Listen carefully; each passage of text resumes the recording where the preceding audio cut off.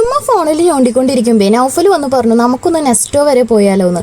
കേട്ട പാതി കേൾക്കാത്ത പാതി ഞാൻ അങ്ങ് റെഡിയായി. ഞങ്ങൾ രണ്ടാളും റെഡിയായി ഇറങ്ങുമ്പോഴത്തേനും അത്യാവശ്യം ടൈം വൈകിട്ടുണ്ടായിരുന്നു. രാത്രി ഒത്തിരി വൈകിയതുകൊണ്ട് തന്നെ അധികം ആളുകളൊന്നും ഉണ്ടാവില്ല. പെട്ടെന്ന് സാധനങ്ങൾ മേടിച്ച് ബില്ല് ചെയ്ത് വീട്ടിലേക്ക് വരാന്ന് പറഞ്ഞ് ഞങ്ങൾ കണ്ടത് ഇതാ ആ തിരൂര് പഞ്ചായത്ത് മൊത്തം ആളുകൾ അന്ന് അവിടെ ഉണ്ടായിരുന്നു. നെസ്റ്റോയുടെ അകത്ത് കയറിയ പിന്നെ എനിക്ക് തറവാട്ടിലെത്തിയ പ്രതീതിയാ. കൂട്ടിന്ന് ഇറങ്ങി ഓടിയ കോഴിയെ പോലെ ഞാൻ ഓടിയെത്തിയത് അച്ചാറിന്റെ സെക്ഷനിലായിരുന്നു. പിന്നെ നൗഫൽ അവിടുന്ന് എന്നെ പിടിച്ചു വലിച്ചു കൊണ്ടുവരിക ചെയ്തേ. അച്ചാർ എവിടെ കണ്ടാലും എനിക്കൊരു വീക്ക്നെസ് ആണ്. മെയിൻ ആയിട്ട് പോയത് കുറച്ച് നട്ട്സും കുറച്ച് മീനൊക്കെ നോക്കാനാണെങ്കിലും ഞാൻ വിഷയത്തിൽ നിന്ന് പലപ്പോഴും തെന്നി മാറിപ്പോയി. വീട്ടിലേക്ക് ആവശ്യമുള്ള മീനൊക്കെ ഇവിടുന്ന് തന്നെയാട്ടോ മേടിക്കാറ്. ട്രോളിക്ക് വെയിറ്റ് ചെറുതായിട്ട് കൂടുന്നുണ്ടെന്ന് മനസ്സിലാക്കിയപ്പോ നൈസായിട്ട് അത് നൗഫലിനെ ഏൽപ്പിച്ച് ഞാൻ എന്റെ മേഖലകളിലേക്ക് പരതാൻ പോയി. എനിക്ക് വേണ്ട സാധനങ്ങളൊക്കെ ഞാൻ പറക്കി കൂട്ടി വരുമ്പോഴത്തേന് മീനൊക്കെ വെട്ടി വൃത്തിയാക്കി കിട്ടിയിരുന്നു. പിന്നെ രാത്രിക്കുള്ള ഫുഡും മേടിച്ച് ഞങ്ങളിതാ ബില്ലടിക്കാനായിരുന്നു പിന്നെ എത്തിയത്. നെസ്റ്റോയിൽ ഏറ്റവും കൂടുതൽ എന്റെ ക്ഷമയെ പരീക്ഷിക്കുന്ന ഒന്നാണ് ഈ ബില്ലിങ്ങിലുള്ള ക്യൂ. ഞാനും നൗഫലും കുറെ നേരത്തെ നിരീക്ഷണത്തിന് ശേഷം കുറവ് ആളുള്ള കൗണ്ടറിൽ പോയി ബില്ലടിക്കാൻ നിന്നപ്പോഴായിരുന്നു മറ്റൊരു സത്യം മനസ്സിലാക്കിയേ.